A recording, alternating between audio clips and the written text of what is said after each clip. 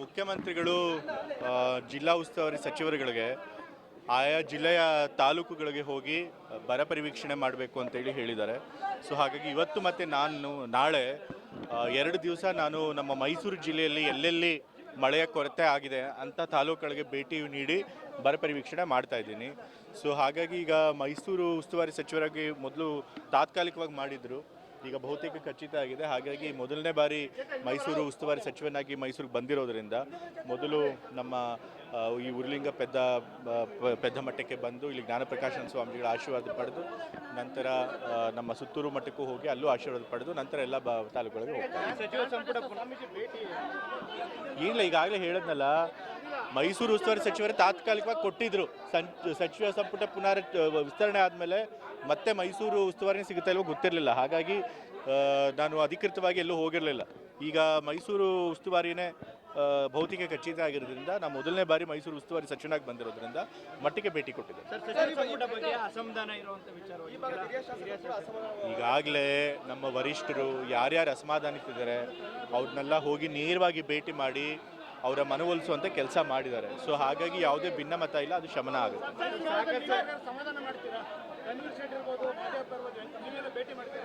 Mahadevappa sir ಆಗಲಿ ಮತ್ತು ತನ್ವೀರ್ ಸೇಠರ್ ಆಗಲಿ ಇಬ್ಬರೂ ಕೂಡ ನನಗಿಂತ ಬಹಳ ಹಿರಿಯರಾದಂಥ ಶಾಸಕರಿದ್ದಾರೆ, ಬಹಳ ಅನುಭವಿ ಇರುವಂಥ ರಾಜಕಾರಣಿಗಳಾಗಿದ್ದಾರೆ. ಸೊ ನಾನೇನು ಅವ್ರಿಗೆ ಹೆಚ್ಚು ಹೇಳಬೇಕಾಗಿಲ್ಲ, ಆದರೂ ಕೂಡ ನಾನು ವೈಯಕ್ತಿಕವಾಗಿ ಅವ್ರನ್ನ ಭೇಟಿ ಮಾಡ್ತೀನಿ.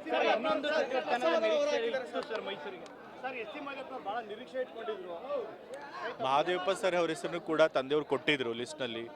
ಬಟ್ ಹೈಕಮಾಂಡ್ ಅವರು ಈ ಬಾರಿ ಮಹಾದೇವಪ್ಪ ಸರ್ ಅವ್ರನ್ನ ಪರಿಗಣಿಸಿಲ್ಲ. ಯಾರಾದರೂ SC ಬಲಗೈ ಇದರೊಳಗೆ ಯಾರಾದರೂ ಹೊಸ ಮುಖಗಳನ್ನು ಕೊಡಬೇಕು ಅಂತ ಹೇಳಿ ನರೇಂದ್ರ ಸ್ವಾಮಿ ಅವ್ರನ್ನ ಅವ್ರು ಆಯ್ಕೆ ಮಾಡಿದ್ದಾರೆ. ಬಟ್ ತಂದೆಯವರು HC ಮಹದೇವಪ್ಪ ಅವರ ಹೆಸರನ್ನ ಕೊಟ್ಟಿದ್ರು.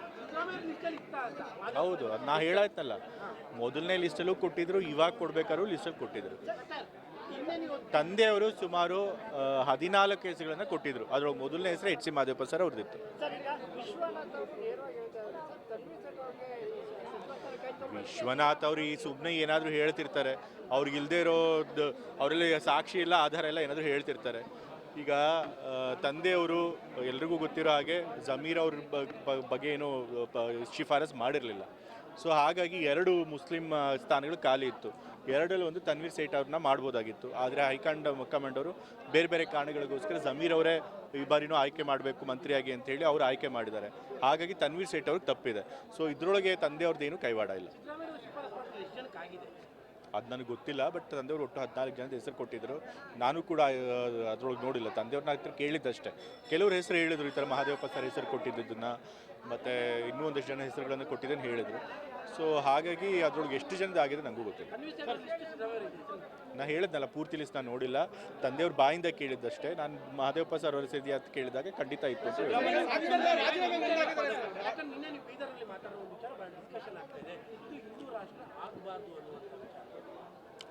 ನಾನೇನು ಹೇಳಿದಪ್ಪ ಅಂತಂದರೆ, ಹಿಂದೂ ರಾಷ್ಟ್ರ ಆಯಿತು ಅಂತಂತಂದರೆ ಈ ಹಿಂದುತ್ವವಾದಿಗಳೇನಿದ್ದಾರೆ ಅವರು ಮತ್ತೆ ಮನುಸ್ಮೃತಿಲಿ ಇರುವಂಥ ಸಾಮಾಜಿಕ ವ್ಯವಸ್ಥೆನೇ ವಾಪಸ್ ತರ್ತಾರೆ. ಮನುಸ್ಮೃತಿಲಿರುವಂಥ ಸಾಮಾಜಿಕ ವ್ಯವಸ್ಥೆ ಅಂತಂದ್ರೇನು? ಅದು ಶೋಷಣೆ ಮಾಡುವಂಥ ವ್ಯವಸ್ಥೆ. ಸೊ ಆ ರೀತಿ ಶೋಷಣೆ ಆದರೆ ಮತ್ತೆ ಯಾರು ನಾವೆಲ್ಲ ಶೂದ್ರ ಸಮುದಾಯದಿರ್ಬೋದು, ದಲಿತ ಸಮುದಾಯದವರಲ್ಲೂ ಅವರೆಲ್ಲ ಜಾತಿ ವ್ಯವಸ್ಥೆ ಅಡಿಯಲ್ಲಿ ಮತ್ತೆ ಶೋಷಣೆಗೆ ಹೋಗ್ತೀವಿ. ಸೊ ಹಾಗಾಗಿ ಆ ಜಾತಿ ವ್ಯವಸ್ಥೆ ಮತ್ತೆ ಬರಬಾರ್ದು ಅಂತ ಹೇಳಿದ್ರು. ಅಂಬೇಡ್ಕರ್ ಅವರು ಏನು ಹೇಳಿದರು? ಅಂಬೇಡ್ಕರ್ ಅವ್ರು ಹೇಳಿದ್ದು ಗೊತ್ತಿದೆ ಸರ್.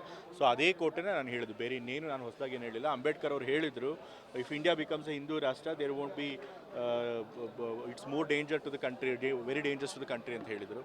ಸೊ ಅದನ್ನೇ ನಾನು ಹೇಳಿದೆ ಅಷ್ಟೇ. ಯಾತಕ್ಕೆ? ಇಷ್ಟು ವರ್ಷಗಳು ಕೂಡ ನಮ್ಮ ಕಂಟ್ರಿ ಇರೋದೇ ಸೆಕ್ಯುಲರ್ ಆಗಿ, ಈಗಲೂ ಕೂಡ ಸೆಕ್ಯುಲರ್ ಆಗೇ ಇದೆ. ಈಗಲೂ ಕೂಡ ಒಂದು ರಿಲಿಜಿಯಸ್ ಕಂಟ್ರಿ ಅಲ್ಲ ನಮ್ಮದು. ಯಾವತ್ತೂ ಕೂಡ ಒಂದು ಧರ್ಮದ ಆಧಾರದ ಮೇಲೆ ರಾಷ್ಟ್ರ ನಿರ್ಮಾಣ ಆಗಿಲ್ಲ. ನಮ್ಮದು ಜಾತ್ಯತೀತವಾದಂತಹ ಧರ್ಮನಿರಪೇಕ್ಷವಾದಂಥ ರಾಷ್ಟ್ರ. ಸಂವಿಧಾನದಲ್ಲಿ ಅದನ್ನು ಹೇಳಿದೆ. ಸೊ ಸಂವಿಧಾನದಲ್ಲಿ ಹೇಳಿರೋದನ್ನೇ ನಾನು ಹೇಳಿದ್ದೀನಿ ಹೊಸದಾಗಿ ಅಷ್ಟೇ, ಹೊಸದಾಗಿ ಏನು ಹೇಳಿಲ್ಲ.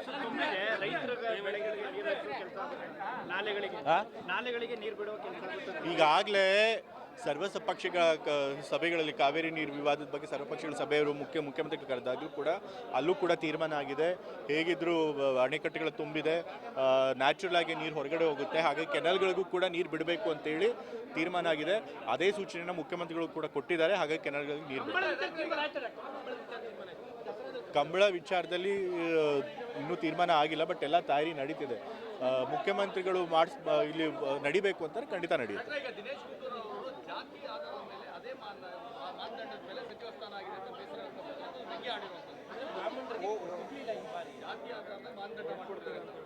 ಅದರೊಳಗೇನು ಇವಾಗ ನಾವೆಲ್ಲ ಸಮುದಾಯದವರಿಗೂ ಪ್ರಾತಿನಿಧ್ಯ ಕೊಡಬೇಕು ಅಂತ ಪ್ರಯತ್ನ ಮಾಡ್ತೀವಿ. ಯಾವಾಗಲೂ ಸಂಪುಟ ರಚನೆ ಆದಾಗ ಏನು ಮಾಡ್ತಾರೆ, ಸಮುದಾಯಗಳ ಪ್ರಾತಿನಿಧ್ಯ ನೋಡ್ತಾರೆ, ಪ್ರಾದೇಶಿಕ ಪ್ರಾತಿನಿಧ್ಯ ನೋಡ್ತಾರೆ, ಹೊಸಬ್ರು ಹಳಬ್ರು ಎಲ್ಲರೂ ಇದ್ದಾರಾ ಅಂತ ನೋಡ್ತಾರೆ. ಸೊ ಆ ರೀತಿ ಮಾಡಬೇಕಾದ್ರೆ ಒಂದಷ್ಟು ಸಮುದಾಯಗಳು ಬಿಟ್ಟೋಗುತ್ತೆ, ಏನು ಮಾಡೋಕ್ಕಾಗಲ್ಲ. ಈಗ ಎಷ್ಟೊಂದು ಸಮುದಾಯಗಳು ಬಿಟ್ಟೋಗಿದೆ. ಸೊ ಅದು ಒಂದೊಂದು ಸರಿ ಆ ರೀತಿ ಆಗುತ್ತೆ, ಅದಕ್ಕೆ ನಾವೇನು ಮಾಡೋದಕ್ಕಾಗೋದಿಲ್ಲ. ಈಗ ಮೊದಲನೇ ಬಾರಿ ಮಾಡಿದಾಗ ಖಂಡಿತ ಬ್ರಾಹ್ಮಣ ಸಮುದಾಯರಿಗೆ ಅವಕಾಶ ಕೊಟ್ಟಿದ್ದರು. ಸೊ ಈ ಸರಿ ಕೊಡೋಕ್ಕಾಗಿಲ್ಲ. ಮುಂದಿನ ದಿವಸಗಳಲ್ಲಿ ಮತ್ತೆ ಯಾವ್ದಾದ್ರು ಕೊಡ್ತಾರೆ. ಮತ್ತು ಬರೀ ಸಚಿವ ಸ್ಥಾನ ಮಾತ್ರ ಅಷ್ಟೇ ಅಲ್ಲ, ಪಕ್ಷದಲ್ಲಿ ಇನ್ನೂ ಬೇಕಾದ ಸ್ಥಾನಮಾನಗಳಿರುತ್ತೆ, ನಿಗಮ ಮಂಡಳಿಗಳಿರುತ್ತೆ, ಅದೆಲ್ಲ ಎಲ್ಲ ಸಮುದಾಯದವರಿಗೂ ಪ್ರಾತಿನಿಧ್ಯ ಕೊಡುವಂಥ ಕೆಲಸ ಮಾಡ್ತಾರೆ.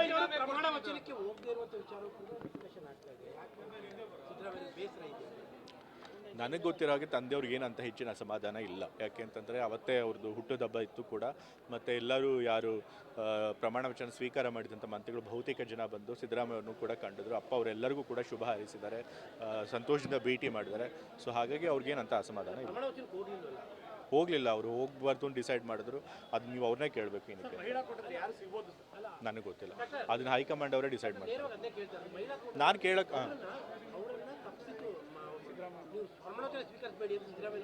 ಇಲ್ಲ ಗಾಯತ್ರಿ ಅವ್ರು ಹಂಗೆ ಹೇಳಿಲ್ಲ. ಮತ್ತೆ ನೀವು ಹೇಗೆ ಹೇಳ್ತಿದ್ದೀರಿ? ಆ ಥರದ್ದೇನಿಲ್ಲ. ಗಾಯತ್ರಿ ಅವರೇ ಹೇಳಿದ್ದಾರೆ, ಯಾವ ಕಾರಣಕ್ಕೆ ನಂಗೆ ತಪ್ಪಿದೋ ಗೊತ್ತಿಲ್ಲ, ನನಗೆ ಯಾರೂ ಹೇಳಿಲ್ಲ ಅಂತ. ಸೊ ಅಂದರೆ CM ಇಂದ ಫೋನ್ ಬಂದಿಲ್ಲ ಅಂತ. ಸೊ ಹಾಗಾಗಿ ಬೇರೆ ನಾಯಕರು ಯಾರು ಕೂಡ ಅವ್ರಿಗೆ ನೀವು ಪ್ರಮಾಣ ವಚನ ತಗೋಬೇಡಿ ಅಂತ ಹೇಳಿಲ್ಲ. ಸೊ ಹೈಕಮಾಂಡ್ ಅದನ್ನು ತೀರ್ಮಾನ ಮಾಡಿ. ಈಗ ನಾವೇನು ಹೇಳಿದ್ದೀವಿ ಅಂತಂತಂದರೆ, ಪಕ್ಷದ ಒಂದು ಹಿತ ಎಲ್ಲದಕ್ಕಿಂತ ಮುಖ್ಯ. ಪಕ್ಷ ಇದ್ರೇ ನಾವು ಚುನಾವಣೆಯಲ್ಲಿ ನಿಲ್ಲಕ್ಕಾಗೋದು, ಪಕ್ಷದ ಹೆಸರಿನಲ್ಲಿ, ಪಕ್ಷದ ಚಿಹ್ನೆಯಲ್ಲಿ ಚುನಾವಣೆ ಗೆಲ್ಲೋದಕ್ಕಾಗೋದು. ಅಫ್ಕೋರ್ಸ್ ನಮ್ಮ ಹೆಸರು ದೊಡ್ಡ ಲೀಡರ್ಗಳಲ್ಲಿ ಅವ್ರದ್ದೇ ಆದ ಮತದಾರರು ಇರ್ಬೋದು, ಬಟ್ ಆದರೂ ಕೂಡ ಪಕ್ಷ ಇದ್ರೇ ಅವ್ರಿಗೂ ಅಧಿಕಾರ ಸಿಗೋಕ್ಕೆ ಸಾಧ್ಯ ಆಗೋದು. ಸೊ ಎಲ್ಲರಿಗೂ ಕೂಡ ಪಕ್ಷ ಒಂದು ಬಾರಿ ಅವಕಾಶ ಮಾಡಿಕೊಟ್ಟೇ ಕೊಡುತ್ತೆ. ಹಾಗಾಗಿ ಒಂದು ಅಲ್ಪ ಕಾಲಾವಧಿ ಅಸಮಾಧಾನಕ್ಕೋಸ್ಕರ ಪಕ್ಷದ ಹಿತನ ಬಲಿ ಕೊಡಬಾರ್ದು. ಎಲ್ಲ ನಾಯಕರುಗಳು ಕೂಡ ಅನುಭವಿಗಳಿರ್ತವರು. ನಮ್ಮ ವರಿಷ್ಠರು ಈಗಾಗಲೇ ಅವ್ರ ಜೊತೆ ಮಾತನಾಡಿದ್ದಾರೆ, ಮನವೊಲಿಸುವಂಥ ಪ್ರಯತ್ನ ಮಾಡಿದ್ದಾರೆ. ಖಂಡಿತ ಪಕ್ಷದ ಹಿತದೃಷ್ಟಿಯಿಂದ ಎಲ್ಲರೂ ಕೂಡ ರಾಜೀನಾಮೆ ಕೊಡದೆ ಮತ್ತೆ ಪಕ್ಷದ ಜೊತೆ ಕೈ ಜೋಡಿಸ್ತಾರೆ ಅನ್ನೋ ನಂಬಿಕೆ ಇದೆ. ಈ ಮತ್ತೆ ಅದೇ ಪ್ರಶ್ನೆಗಳು ಇಲ್ಲ ಅಂತ ಹೇಳಿದ್ರೆ ಸಾಕು ಬಿಡಿ. ಅವ್ರು ಏನಾದರೂ ಮಾಡಿ